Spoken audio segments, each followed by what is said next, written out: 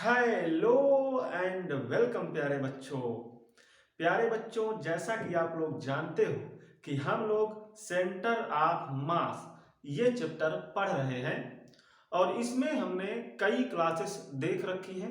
आज ये हमारी अगली क्लास है। हम लोगों ने पिछली क्लास में एक बहुत ही अच्छा कॉन्सेप्ट पढ़ा था। वो था सेंटर ऑफ मास के डिस्प्लेसमेंट का कॉन्सेप्ट और उसका जो फार्मूला हमने डिराइव किया था वो अभी भी यहाँ पर लिखा हुआ है इस तरीके से। यानी सेंटर ऑफ मास का जो डिस्प्लेसमेंट होगा वो क्या होगा, m1 इंटू m1 का displacement plus m2 into m2 का displacement plus m3 into m3 का डिस्प्लेसमेंट। इसी तरीके से जितने भी मासेस हों उसमें उन्हीं का डिस्प्लेसमेंट का मल्टीप्लाई करते हुए लिखा जाएगा और अपान में टोटल मास यानी जितने भी पार्टिकल्स हों उन सभी का मास ऐड करके नीचे रख दिया जाएगा। इस फार्मूले को याद रखना इसलिए आसान है क्योंकि ऐसा ही फार्मूला सेंटर ऑफ मास की पोजीशन को फाइंड करने वाला था। यानी उसमें क्या था, उसमें केवल यहाँ डेल्टा नहीं लगा हुआ था। तो जो फार्मूला था वहां पर उसका फॉर्मेट यही था, ठीक है, उसका बिल्कुल इसी तरह का रूप था, केवल यहाँ पर डेल्टा लग गया सब जगह, इसलिए इसको याद रखना आसान है।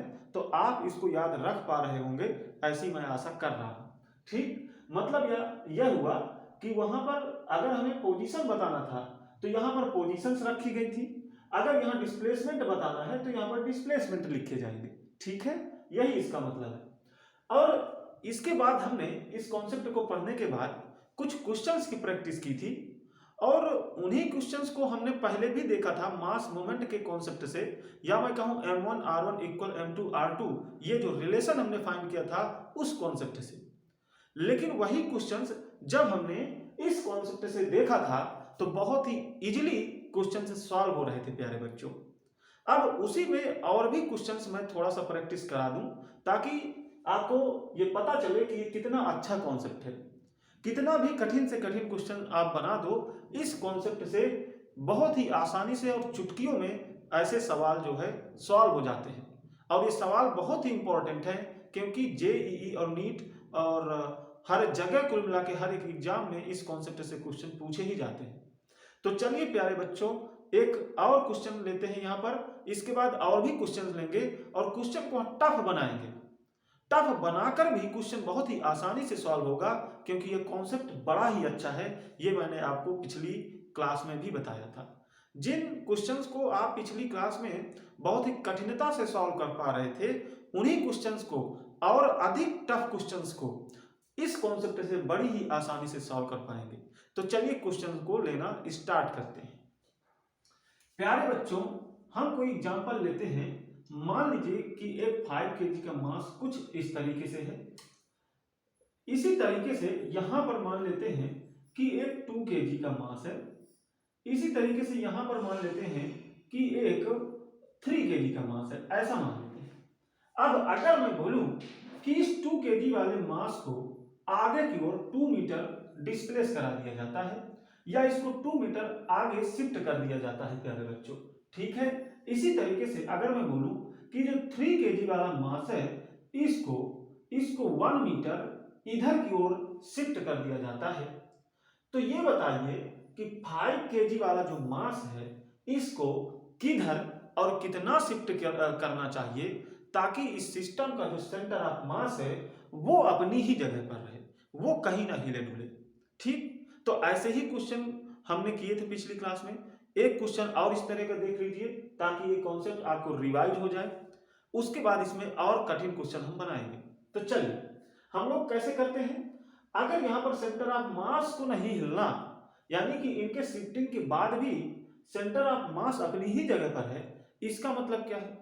अब इनको शिफ्ट किया गया, इसका मतलब इनका डिस्प्लेसमेंट तो हुआ लेकिन सेंटर ऑफ मास अपनी जगह से हिला ही नहीं, इसका मतलब सेंटर ऑफ मास का जो डिस्प्लेसमेंट है वो तो जीरो है प्यारे बच्चों, है ना। तो कुल मिलाकर के ये जो सेंटर ऑफ मास का डिस्प्लेसमेंट है इसकी जगह पे हम क्या रखेंगे, जीरो रखेंगे।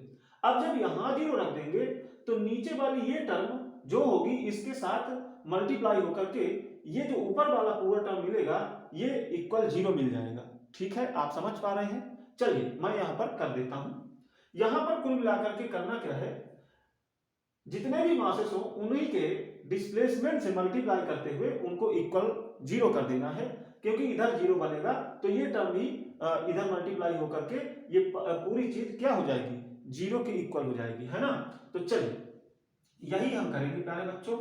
एक चीज और बता दूं, इधर की ओर हम जो डायरेक्शन है इधर की ओर उसको हम प्लस साइन से डिनोट कर रहे थे, और इधर की ओर की डायरेक्शन को हम माइनस साइन से देख रहे थे। यानी कि अगर कोई क्वांटिटी प्लस साइन के साथ मिलती है, इसका मतलब क्या हुआ कि वो जो डिस्प्लेसमेंट हुआ है वो इस ओर हुआ है। अगर कोई क्वांटिटी माइनस साइन के साथ आती है तो इसका मतलब यह हुआ कि जो डिस्प्लेसमेंट हुआ है वो पीछे की ओर हुआ है। ठीक, तो ये डायरेक्शन बताने के लिए प्लस और माइनस साइन हमने मान लिया है। चलिए अब प्यारे बच्चों हम सॉल्व करते हैं। तो देखिए सेंटर ऑफ मास का डिस्प्लेसमेंट जीरो है, यानी कि इस टर्म को, ऊपर वाले टर्म को इक्वल जीरो करेंगे हम। चलिए तो देखिए m1 हम इसी को मान लेते हैं, इसको m2 इसको m3 मान लेते हैं, किसी को भी माना जा सकता है, कोई दिक्कत नहीं। तो हम इसी को m1 इसको m2 इसको m3 मान लेते हैं। तो अगर मैं इसको m1 मान लूं तो m1 इंटू इसका डिस्प्लेसमेंट, तो इसका डिस्प्लेसमेंट मुझे पता नहीं है तो मैं इसको अभी डेल्टा आर ही लिख देता हूं। मैं ये मान लेता हूं कि इसका डिस्प्लेसमेंट डेल्टा आर है, ऐसा मैं मान लेता हूं। ठीक, चलिए तो अभी देखिए मैंने इसमें वेक्टर साइन नहीं लगाया। मैं बता रहा हूं कि हम इस बार वेक्टर साइन नहीं लगा रहे, बल्कि इसका जो डायरेक्शन पता चलेगा वो इस बात से पता चलेगा कि इसकी जो वैल्यू आ रही है वो प्लस में है या माइनस में है। जब हम इक्वेशन प्राप्त करेंगे और आगे सॉल्व करेंगे तो डेल्टा आर की कुछ ना कुछ वैल्यू मिलेगी। अगर वो वैल्यू माइनस के साथ हुई तो क्या बताएगी, जो ये डिस्प्लेसमेंट हुआ है ये इस डायरेक्शन में हुआ है पीछे की ओर, क्योंकि पीछे की ओर की डायरेक्शन को हम माइनस साइन से बता रहे हैं। अगर इसकी वैल्यू प्लस साइन के साथ आई तो इसका मतलब ये होगा कि डिस्प्लेसमेंट आगे की ओर हुआ है, क्योंकि आगे की ओर की डायरेक्शन को हमने प्लस साइन से बताया है। ठीक, चलिए प्यारे बच्चों तो इसको हम आगे सॉल्व कर रहे हैं। तो 5 into delta R plus 2 into इसका डिस्प्लेसमेंट, तो हुआ किधर की ओर है, ये किधर की ओर आगे शिफ्ट किया गया है, तो ये आगे की ओर शिफ्ट किया गया है, यानी इसको आगे डिस्प्लेस कराया गया है, इसलिए इसका डिस्प्लेसमेंट प्लस साइन के साथ लिखा जाएगा, या मैं सिर्फ 2 लिख सकता हूं। तो प्लस 2 लिखो चाहे 2 लिखो एक ही बात है। अब आगे देखते हैं प्लस m3 यानी 3 इंटू इसका डिस्प्लेसमेंट, तो आप ये देख सकते हो कि इसको आगे की ओर शिफ्ट कराया गया है, यानी कि इधर की ओर, यानी इस साइड, ठीक है, पीछे की ओर, ठीक है, पीछे की ओर बोलो, आगे की ओर ना बोलो, पीछे की ओर इसको डिस्प्लेस कराया गया है। तो प्यारे बच्चों इधर की ओर अगर इसको शिफ्ट किया गया तो इधर की ओर डायरेक्शन को हम कैसे बता रहे थे, माइनस साइन से, इसलिए इसके डिस्प्लेसमेंट को हम लिखेंगे माइनस साइन के साथ। तो कितना है, -1, क्योंकि 1 मीटर डिस्प्लेस कराया गया है। अब ये पूरी टर्म इक्वल जीरो होना चाहिए, क्यों, क्योंकि सेंटर ऑफ मास डिस्प्लेस नहीं हुआ प्यारे बच्चों। चलिए अब इसको आगे सॉल्व कर लेते हैं। तो 5 डेल्टा आर प्लस 2 2 जा 4, इधर हुआ -3 इक्वल 0, 5 डेल्टा आर। अब देखिए ये 1 बचा, इधर -1, तो डेल्टा आर हुआ -1/5 मीटर। इसका मतलब क्या हुआ, अब ये माइनस साइन के साथ आंसर आया है, इसका मतलब ये हुआ कि इसको पीछे की ओर हमें डिस्प्लेस कराना है, और कितना प्यारे बच्चों, 1/5 मीटर। तो कुल मिलाकर के हमें इसको शिफ्ट करना पड़ेगा 1/5 मीटर, और किधर की ओर, इस साइड, पीछे की ओर। ठीक, तो इतना अगर हम इसको शिफ्ट कर देंगे तो इस सिस्टम का जो सेंटर ऑफ मास है वो अपनी ही जगह पर बना रहेगा। तो कितना आसान था प्यारे बच्चों। ठीक, अगर इसी को हम पिछले कॉन्सेप्ट से करते तो क्वेश्चन तभी भी आसान ही है, लेकिन वो थोड़ा सा इससे टफ पड़ता है, ये बहुत ही आसान है, और इससे कठिन से कठिन क्वेश्चन बड़ी ही आसानी से सॉल्व हो जाते हैं। और अगर उसी कॉन्सेप्ट के लो तो अगर हम कठिन क्वेश्चन बनाएंगे तो चीजें कठिन हो जाती हैं, लेकिन इससे कुछ भी कठिन नहीं होता, इससे क्वेश्चन हमेशा ही ऐसे ही आसानी से सॉल्व होगा। देखिएगा कितने कठिन कठिन क्वेश्चन यहाँ पर ऐसे ही सॉल्व होते जाएंगे। चलिए अब हम आगे चलते हैं।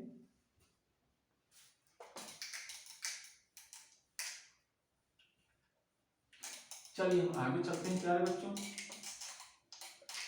देखिए अब हम थोड़ा सा चीजों को और कठिन बनाते हैं।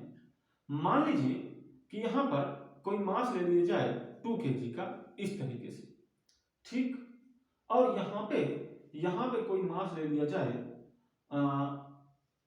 3 kg का, कुछ भी ले सकते हैं, और यहां पे कोई मास ले लिया जाए 5 kg का, है ना, कुछ भी ले सकते हैं प्यारे बच्चों।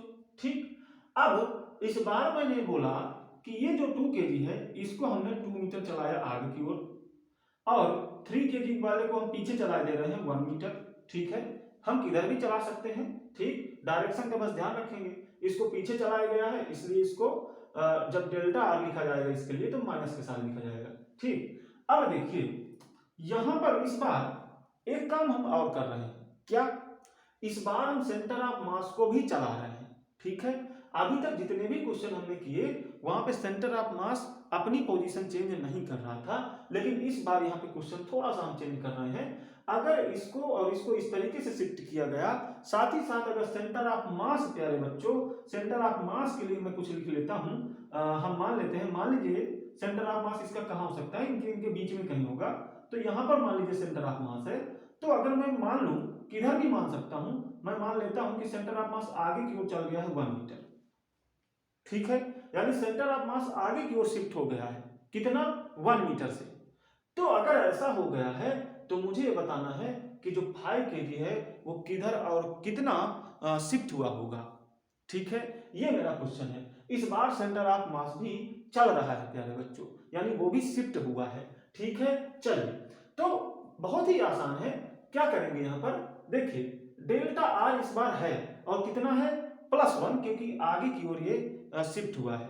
ठीक, तो इसकी जगह पे मैं लिख लूंगा +1, कितना, +1, या केवल 1 लिख लीजिए, क्योंकि यहां पर पॉजिटिव साइन है तो यहाँ पे प्लस लगाने की जरूरत ही नहीं है। आगे आगे देखिए क्या लिखेंगे, m1 यानी 2, इसको मैं m1 मान रहा हूं, इसको m2, इसको m3। ठीक है, m1 × 2 इंटू इसका डिस्प्लेसमेंट किधर हुआ है, आगे की ओर, तो प्लस के साथ लिखेंगे या 2 ही लिख लेते हैं। आगे देखें तो 3 × -1, थोड़ा सा तेजी से हम करते हैं अब, क्योंकि आप लोग समझ ही रहे हो, ये पीछे की ओर है, इसके लिए माइनस के साथ लिखा जाएगा। और इसको m3 तो 5, और इसका मुझे पता नहीं है तो मैं अभी इसके लिए डेल्टा आर ही लिख ले रहा हूं, अपान में टोटल मास, तो 2 + 3 + 5 ऐसे ही लिखेंगे। ठीक, अब देखिए ये टोटल मास कितना हुआ, तो 2 2 5 5 5 10, तो इधर आके मल्टीप्लाई हो गया तो ये 10 ही हो गया। इधर देखिए मल्टीप्लाई करिए तो 4, ये हो गया -3, और ये हो गया 5 डेल्टा आर। अब देखिए प्यारे बच्चों, ठीक, तो यहाँ पर इक्वल साइन यहाँ लगाइए।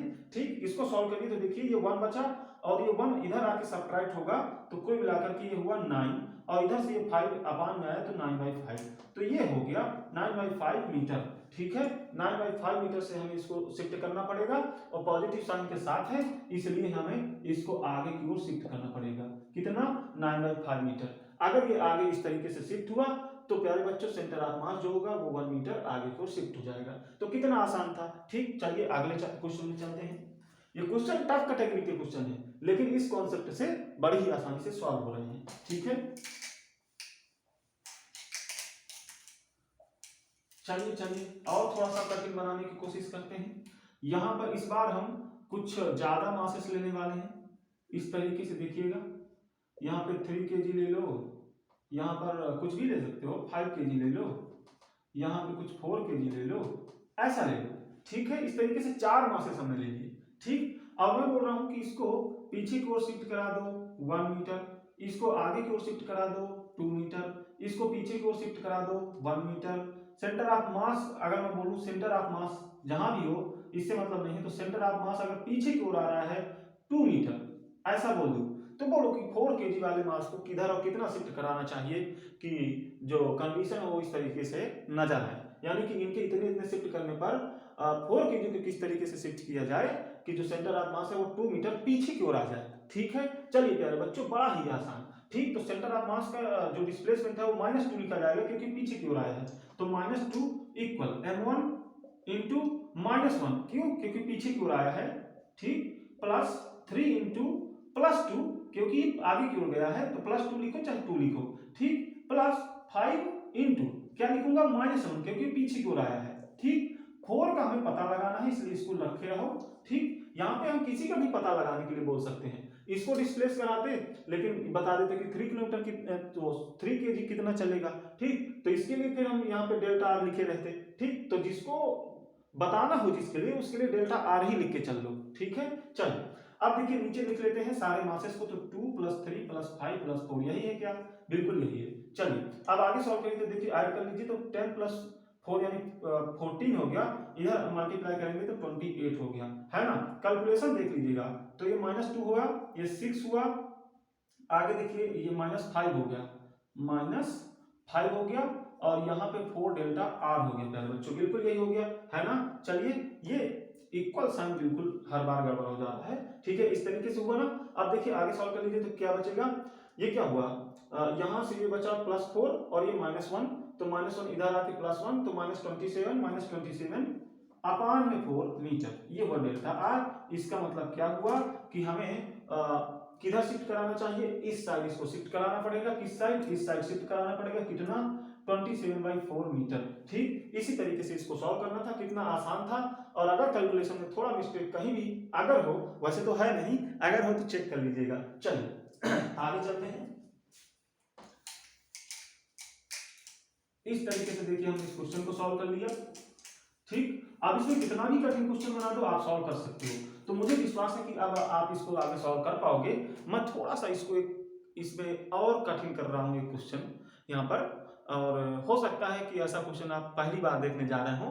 तो चलिए हम थोड़ा सा क्वेश्चन को अब अलग तरीके से लेते हैं, ठीक। तो डरिएगा नहीं, ऐसे ही सॉल्व करना है, और इस कॉन्सेप्ट से सॉल्व करेंगे तो बड़ा ही आसान लगेगा, ठीक, कठिन कुछ नहीं लगेगा। चलिए प्यारे बच्चों, यहां पर मान लेते हैं कि 2 kg वाला मास है, इधर मान लेते हैं कोई मास है 3 kg का, ऐसा मान लेते हैं, ठीक। अब इस बार मैं ये बोल रहा हूं कि इस वाले को इस तरीके से शिफ्ट किया गया है, इस तरीके से। अभी तक इसी लाइन में इधर उधर हम शिफ्ट कर रहे थे, अब हम इस तरीके से शिफ्ट कर रहे हैं, और हम बोल रहे हैं कि ये 30 डिग्री के एंगल पर शिफ्ट किया गया है, और कितना शिफ्ट किया गया है, 2 मीटर, यहां मान लीजिए आ गया, ऐसा मैं बोल दूं।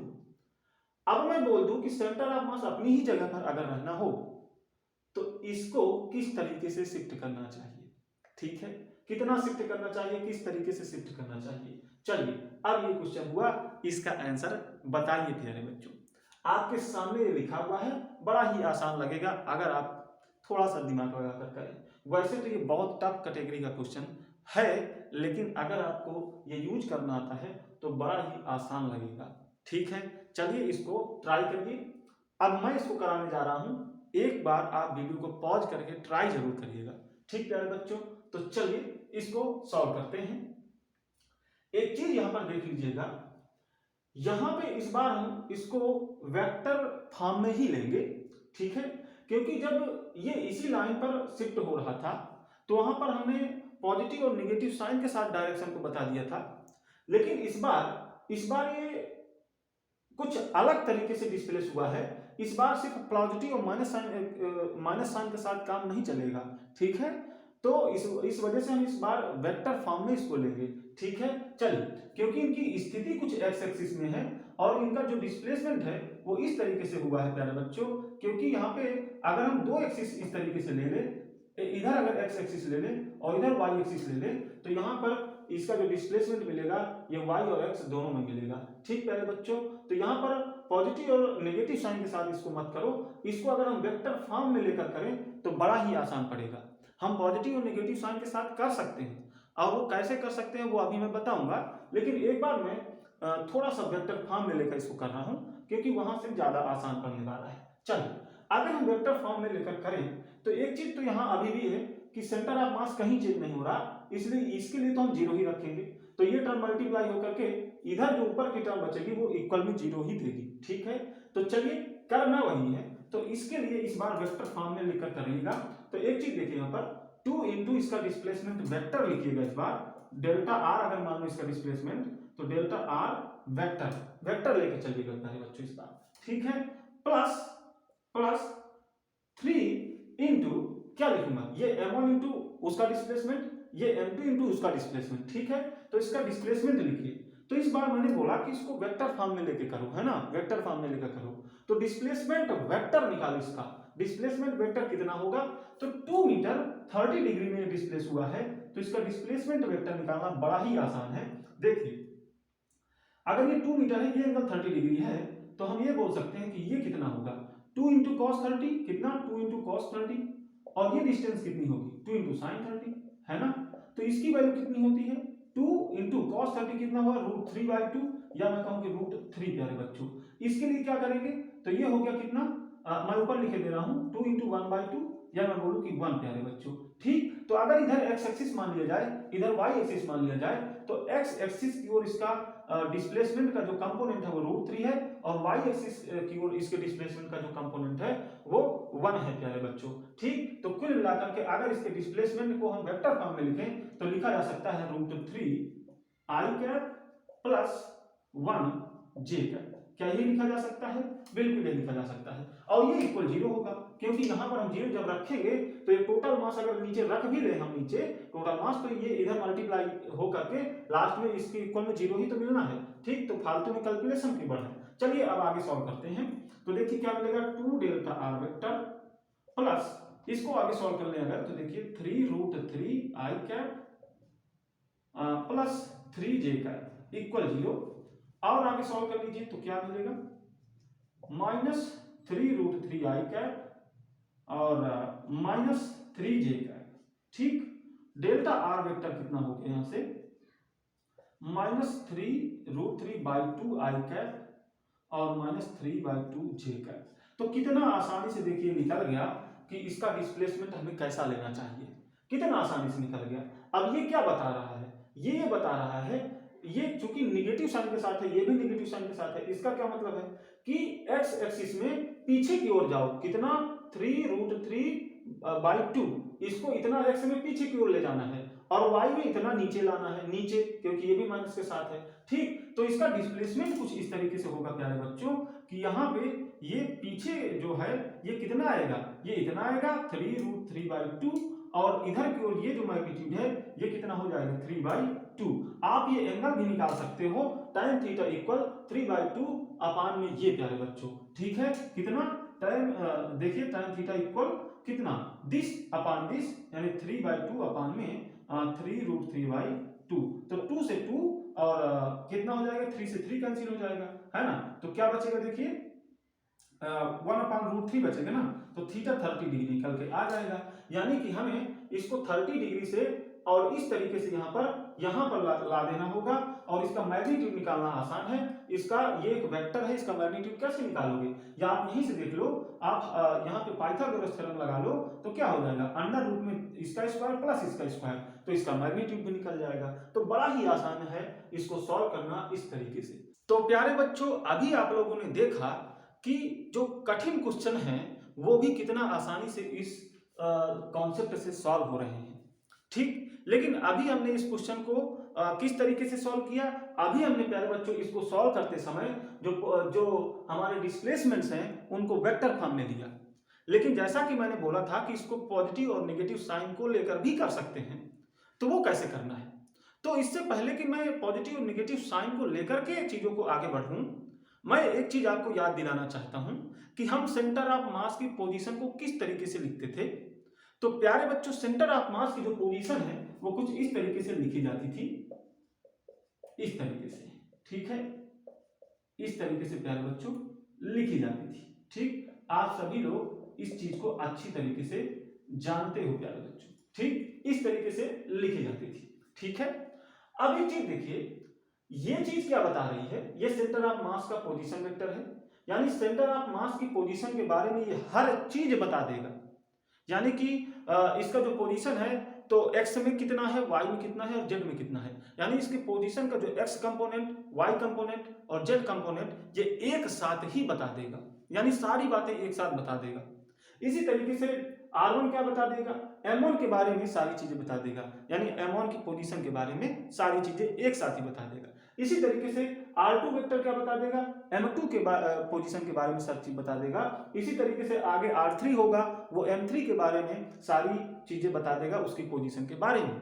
ठीक, लेकिन अगर मुझे अलग अलग निकालना हो कि x कोऑर्डिनेट कितना होगा, या y कंपोनेंट कितना होगा, या z कंपोनेंट कितना होगा, ठीक, अगर मुझे ये चीज अलग अलग निकालना हो, तो इसके लिए भी हम प्यारे बच्चों पढ़े हैं, क्या पढ़े हैं, अगर मुझे केवल x कोऑर्डिनेट चाहिए सेंटर ऑफ मास का, तो मैं कैसे निकालूंगा, m1 x1 plus m2 x2 plus m3 x3 plus dot dot upon में टोटल मास। ठीक है, टोटल मास प्यारे बच्चों इस तरीके से।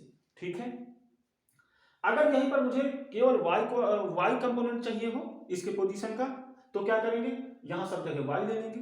ठीक, अगर z कंपोनेंट चाहिए हो तो यहां सब जगह z ले लेंगे।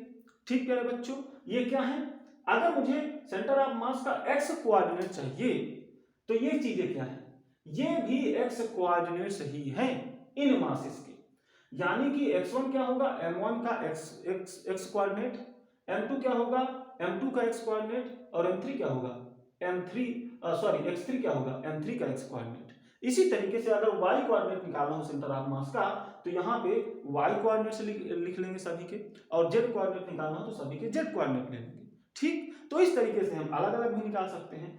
सेम यही बातें देखिए इधर लागू होंगी। कैसे, ये क्या है, ये डिस्प्लेसमेंट वेक्टर है सेंटर ऑफ मास का, ये डिस्प्लेसमेंट वेक्टर है m1 का, ये डिस्प्लेसमेंट वेक्टर है m2 का, इसी तरीके से आगे। ठीक, अब ये डिस्प्लेसमेंट वेक्टर इसके डिस्प्लेसमेंट के बारे में एक साथ ही सारी चीजें बता देगा। यानी कि x में कितना डिस्प्लेसमेंट हुआ इसका, y में कितना डिस्प्लेसमेंट हुआ, और z में कितना डिस्प्लेसमेंट हुआ। यानी कि जो डिस्प्लेसमेंट वेक्टर होगा उसका x कंपोनेंट, y कंपोनेंट और z कंपोनेंट एक साथ ही यहां से पता चल जाएंगे।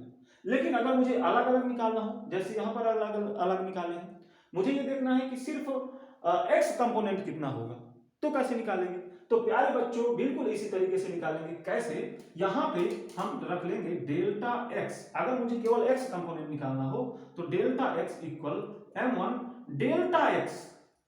यानी कि यहां पे अब मुझे क्या लेना है, जैसे हमने यहाँ पे x कोऑर्डिनेट लिए थे, अगर मुझे x कोऑर्डिनेट निकालना है तो अगर सिर्फ x कंपोनेंट लेना है तो यहाँ भी सिर्फ x कंपोनेंट ही लिखे जाएंगे।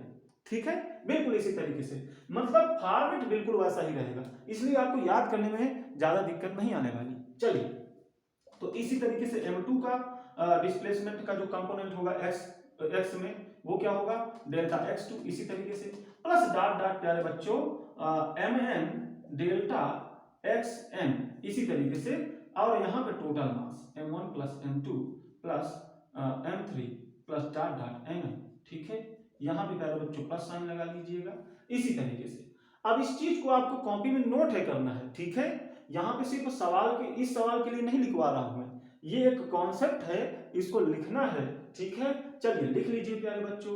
अब इसको अगर और आगे सॉल्व कर लें तो ये क्या हो जाएगी, ये चीजें इक्वल हो जाएगी दिस इंटू दिस के, है ना, हो जाएगी या नहीं हो जाएगी, बिल्कुल हो जाएगी। तो वो आप खुद भी लिख सकते हो। इसी तरीके से अगर डेल्टा y लिखना हो तो क्या हो जाएगा, m1 delta y1 plus m2 delta y2 plus dot dot mn delta y1 yn और टोटल मास। ठीक है, इस तरीके से, इसी तरीके से आप डेल्टा z भी लिख लीजिएगा अपनी कॉपी में। ठीक है, छोड़िएगा मत प्यारे बच्चों। ठीक, अब देखिए, अब इस चीजें, इस तरीके से हमने चीजें लिख ली हैं। ठीक है, अब देखिए, जैसे यहाँ पे वेक्टर साइन लगा था, यहाँ पे वेक्टर साइन लगाने की जरूरत नहीं थी। ठीक है, क्योंकि चीजें सिर्फ एक लाइन पर आ गई, यहाँ पे सिर्फ चीजें एक लाइन पर आ गई, सारी चीजें एक्स एक्सिस पर आ गई। तो जब वेक्टर क्वांटिटी एक ही लाइन पर अगर हो तो वहां पर उनकी डायरेक्शन को हम केवल और केवल प्लस और माइनस साइन के साथ भी दिखा सकते हैं। अगर हम मान लें कि प्लस साइन डिनोट करेगा इस डायरेक्शन को तो माइनस साइन डिनोट करेगा इस डायरेक्शन को। ठीक है, तो अगर वेक्टर क्वांटिटी एक ही लाइन पर आ जाएं, एक ही लाइन पर, चाहे वो इस डायरेक्शन में हो या उसी लाइन में इस डायरेक्शन में हो, तो केवल पॉजिटिव और नेगेटिव साइन के साथ उनकी डायरेक्शन को बताया जा सकता है। इसलिए यहाँ वेक्टर साइन लेने की जरूरत, वेक्टर का जो ये चिन्ह है ये बनाने की जरूरत नहीं है, इनकी डायरेक्शन को आप केवल प्लस और माइनस साइन के साथ बता पाओगे। इसी तरीके से यहाँ जो वेक्टर के वो लगे हुए हैं, चिन्ह लगे हुए हैं, ये वेक्टर के चिन्ह यहाँ लगाने की जरूरत नहीं है, क्योंकि इनकी जो डायरेक्शन होगी वो हम प्लस और माइनस साइन के साथ भी बता पाएंगे। क्यों, क्योंकि यहाँ पर सिर्फ बात है एक्स एक्सिस की, यानी केवल एक लाइन पे बात हो रही है, यहाँ केवल वाई एक्सिस की बात है, यहाँ भी केवल एक ही लाइन की बात हो रही है। इसी तरीके से जेड की बात होगी तो वहां केवल जेड वाली बात होगी, तो वहां पे जो डायरेक्शन होगी केवल प्लस और माइनस साइन के साथ बता पाएंगे। इसलिए अब हम प्लस और माइनस साइन के साथ भी क्वेश्चन को सॉल्व कर सकते हैं।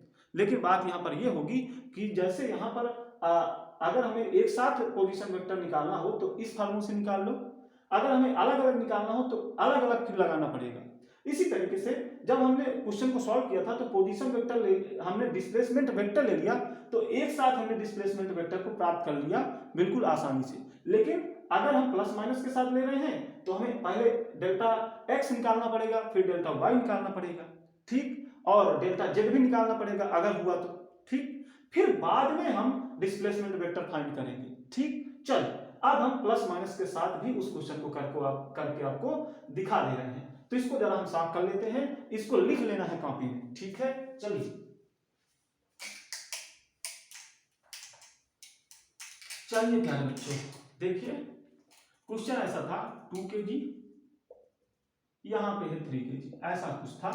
इसको 2 मीटर से डिस्प्लेस किया गया था, कितने एंगल से, 30 डिग्री एंगल से, ठीक है, ऐसे किया गया था प्यारे बच्चों, ठीक। अब मैं बोलूं, देखिए पहले हम ये भी निकाल लेते हैं, अगर देखा जाए तो x में कितना, तो x में प्यारे बच्चों कितना हुआ है 2 cos 30 या 2 इंटू √3/2 या कहें तो √3, और इधर कितना था 2 इंटू साइन 30 या 1/2 कर लें तो 1, ठीक। इधर मतलब y कंपोनेंट इसका 1 था और x कंपोनेंट √3 था प्यारे बच्चों।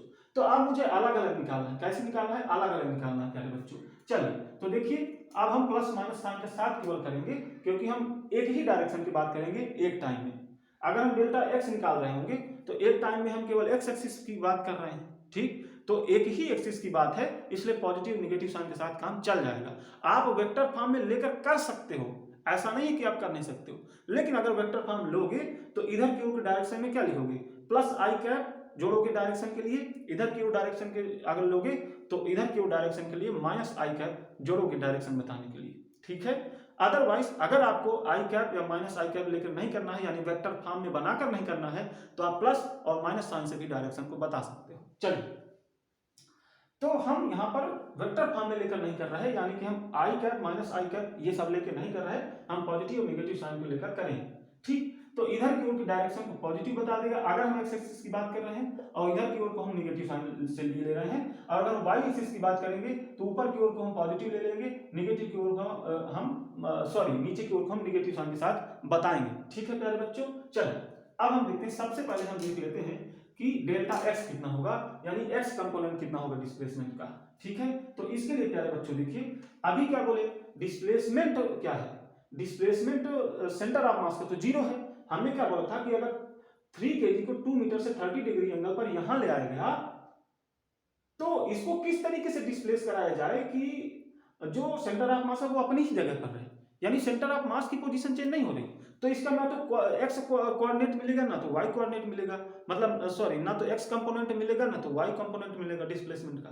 तो सेंटर ऑफ मास के लिए डेल्टा एक्स क्या हो गया, 0 हो गया प्यारे बच्चों। तो यहाँ पर क्या हो गया 0। अब ये सारी चीजें यहाँ पर आकर के ये टर्म क्या हो जाएगा 0 की इक्वल हो जाएगा। तो हम सिर्फ यही करने वाले हैं। तो m1 2 और इसके लिए हमें निकालना है कि कितना हुआ, तो डेल्टा एक्स अभी x1 मान लेते हैं, ये मान लीजिए हमें निकालना है, ठीक। अब इसको हमें पता है तो कितना 3, और देखिए इसमें x कंपोनेंट किधर मिल रहा है आगे की ओर, इसलिए इसको प्लस के साथ लिखेंगे। प्लस के साथ लिख लो या प्लस साइन ना लगाओ, क्योंकि प्लस अगर प्लस में वैल्यू होती है तो प्लस साइन ना भी लगाएं तो बात वही होती है। अब ये चीज इक्वल हो जाएगी 0 के, तो यहाँ पर देखिए डेल्टा x1 कितना मिलेगा, तो देखिए इसको आप उधर ले जाएं तो -3√3/2 प्यारे बच्चों। और अगर आप देखें जो हमने पिछला आंसर निकाला था वहां पे x कंपोनेंट यही मिला था -3√3/2 प्यारे बच्चों, ठीक है। अब ये माइनस साइन क्या बता रहा है, ये माइनस साइन बता रहा है कि इसको x में किधर जाना चाहिए, x में पीछे की ओर जाना चाहिए, और कितना, इतना प्यारे बच्चों। अब हम निकालेंगे डेल्टा y। तो यहां पर देखिए सेंटर ऑफ मास के लिए डेल्टा y भी 0 होगा, क्योंकि उसका तो डिस्प्लेसमेंट ही नहीं है, तो उसके कंपोनेंट भी तो 0 होंगे, है ना, तो ये भी 0 हो गया।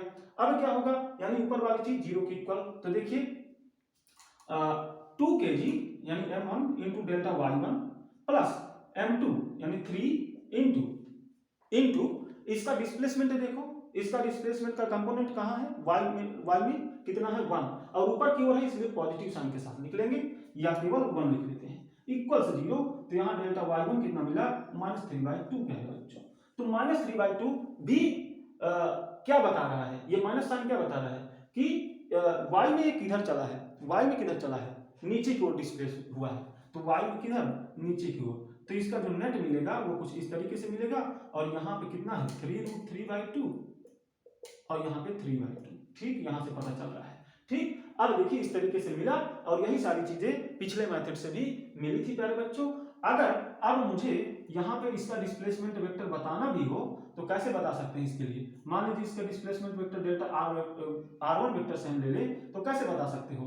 तो इसका x कंपोनेंट कितना है 3√3/2 i cap plus y component कितना है माइनस के साथ है इसलिए माइनस के साथ लिखोगे j कैप। तो इस तरीके से फिर हम बाद में भी बता सकते हैं। पहले इनको निकाल ले बाद में इसको बता दें या पहले इसको निकाल ले बाद में इनको बता सकते हैं, कोई दिक्कत नहीं। तो इस तरीके से केवल पॉजिटिव और नेगेटिव साइन को लेकर के भी हम कर सकते हैं।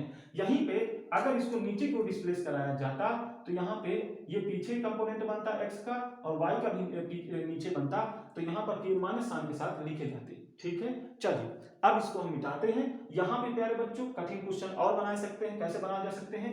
यहाँ पे हम ये बोलते हैं कि सेंटर ऑफ मास कुछ इस तरीके से डिस्प्लेस होना है। यहां से 30 डिग्री पर 3 मीटर इस तरीके से अगर डिस्प्लेस हुआ सेंटर ऑफ मास और इस तरीके से डिस्प्लेस हुआ तो बताओ ये किस तरीके से डिस्प्लेस हो? तो क्वेश्चन और भी बहुत हार्ड हो गया, लेकिन बहुत आसान कैसे होगा? क्योंकि यहाँ पे इसका भी डिस्प्लेसमेंट वेक्टर आप बना लोगे कि नहीं बना सकते हो? बिल्कुल बना सकते हो। तो यहाँ पर फिर उसकी वैल्यू रख देना और यहाँ पे जो होगा इसकी वैल्यू रख देना तो सॉल्व करके इसकी वैल्यू निकल जाएगी। ठीक है, या फिर अलग अलग करना हो तो यहाँ पे आप डेल्टा एक्स 0 नहीं होगा, यहाँ पे कुछ वैल्यू होगी आप निकाल लीजिएगा। अब फिर यहाँ से क्या निकल जाएगा? यहाँ से ये वैल्यू निकल जाएगी।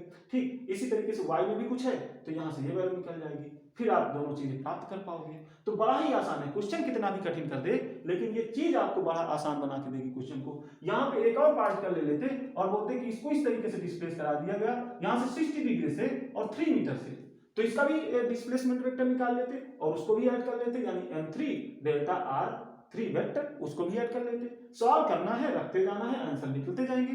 कितना सारा है मैं अब कराऊंगा नहीं, लेकिन बता है रहा हूं कि क्वेश्चन कितना भी कठिन बना दे आप उसको बड़ा ही आसानी से सॉल्व कर सकते हो। और विश्वास मानिए प्यारे बच्चों, ये जो कंटेंट आज मैंने आपको दिया है आपको कहीं यूट्यूब पर नहीं मिलेगा और बड़ी से बड़ी ऑफलाइन संस्थानों में भी ऐसा कंटेंट आपको नहीं मिलेगा, देख लीजिएगा। ठीक प्यारे बच्चों, तो ये बड़ा ही कठिन चीजें मैंने आपको बताई लेकिन बड़ा ही आसानी से बताई है।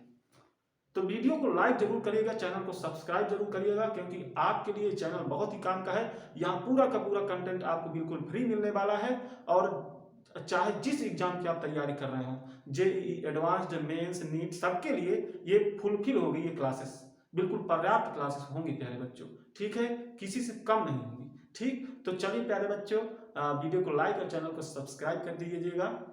अभी के लिए बस इतना ही। थैंक्स प्यारे बच्चों।